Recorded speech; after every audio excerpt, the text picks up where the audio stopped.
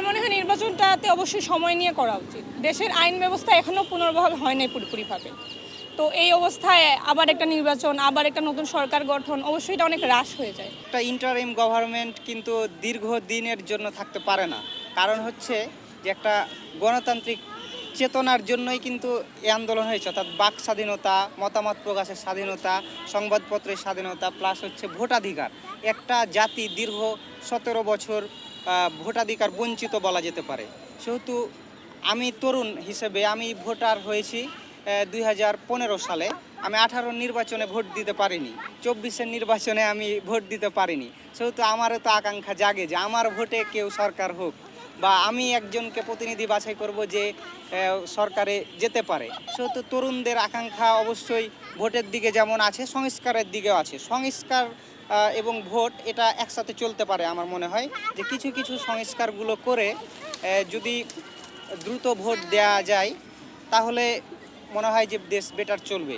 আমরা প্রতিবারই দেখেছি জনগণ আন্দোলন করে সংগ্রাম করে তাদের সুখ শান্তির জন্য, তাদের ভাত কাপড়ের জন্য, তাদের চাকরির জন্য, এবং এইটাকে আশ্বাস দিয়ে এই দেশে যতগুলো আন্দোলন সংগ্রাম বিপ্লব হয়েছে এগুলোর ফল ভোগ করেছে এদেশের সুবিধাবাদী শ্রেণী। এইবারও জুলাই বিপ্লবে আর ব্যত্যয় নয়। নির্বাচনটা মনে হয় খুব তাড়াতাড়ি দিলেই ভালো হয় আমাদের জন্য। রাষ্ট্রীয় সংস্কারগুলো হওয়া দরকার, খুব জরুরি হবে। এই মুহূর্তে নির্বাচনে না গিয়ে আমাদের যাকে দেওয়া হয়েছে এই দায়িত্বগুলো যাদের দেওয়া হয়েছে তাদেরকে আরও সময় দেওয়া উচিত। তারা সব, কারণ অল্প সময়ের মধ্যে দেশটা যেহেতু এতগুলা দিন একটা সরকার ছিল, তারা যত কিছু এলোমেলো যা কিছু করে গেছে এটা 2-4-5 দিনে ঠিক করা সম্ভব না। তো যেই আসবে তাকে সময় দিতে হবে, সময় দিলে সে কাজগুলা গুছায় তারপরে চাইলে সে অন্যের হাতে দিতে পারে, বা যদি তার দ্বারা মূল কথা হচ্ছে দেশের স্বার্থে যে কাজ করবে বা দেশের উন্নতি হবে, সার্বিক উন্নয়ন হবে, আমরা তার সাথেই আছি। দ্রুত নির্বাচন হলে পরে বিশৃঙ্খলা মানে এটা ছিল সেটা কেটে যাবে আর কি। মানে দ্রুত নির্বাচন দিয়ে দেওয়া ভালো, এর মাঝে সংস্কারও হোক।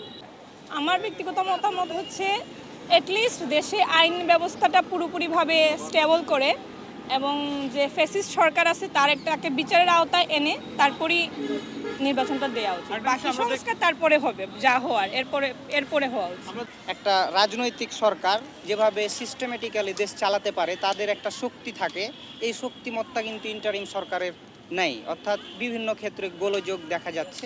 তাই দ্রুত এই নির্বাচন দিয়ে দেওয়া উচিত। তবে একটা জিনিস ঠিক, যে শেখ হাসিনা যেই স্বৈরতন্ত্র কায়েম করেছিল সেই স্বৈরতন্ত্রের বিরুদ্ধে অনেক আগে থেকে আমি অসংখ্য কবিতা লিখেছি, অসংখ্য গান লিখেছি এই স্বৈরাচারী শাসনকে উৎখাতের জন্য।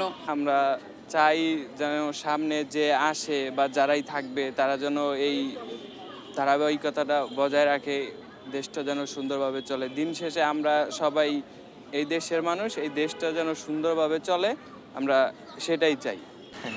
আগে আর কি আমাদের কোনো বিষয়ে কোনো রকম স্বাধীনতা ছিল না, এখন আমাদের সব বিষয়ে সব রকম স্বাধীনতা আছে। এখন আমরা সব কিছু স্বাভাবিক বলতে পারতেছি। নির্বাচনের ক্ষেত্রে আমরা অবশ্যই চাইবো সেটা নিরপেক্ষ নির্বাচন হোক। তো যখন আইন ব্যবস্থাটা পুরোপুরিভাবে দেশে স্টেবল হবে তখনই সেটা মানে নিরপেক্ষভাবে হওয়া সম্ভব। কোথাও কোনো যদি কেউ আপনার ক্ষমতা খাটাতে চায় সেখানে আইনি ব্যবস্থা নেওয়া হবে। তো এই জন্য আমার মনে হয় যে আইনি ব্যবস্থাটা পুরোপুরিভাবে এটা মানে দেশের মধ্যে যখন স্টেবল হবে তখন যদি নির্বাচন হয় তখন। আমরা কেন্দ্রে গেলে আমরা নিজের ভোটটা নিজে দিতে পারি না, আমাদের কেন্দ্র থেকে বলা হয়েছে যে চলে যাও, তোমার ভোট হয়ে যাবে। ঠিক আছে, তো আমরা চাই না ওরকম কিছু হোক, যেই আসুক যেন সবাই তাকে সাদরে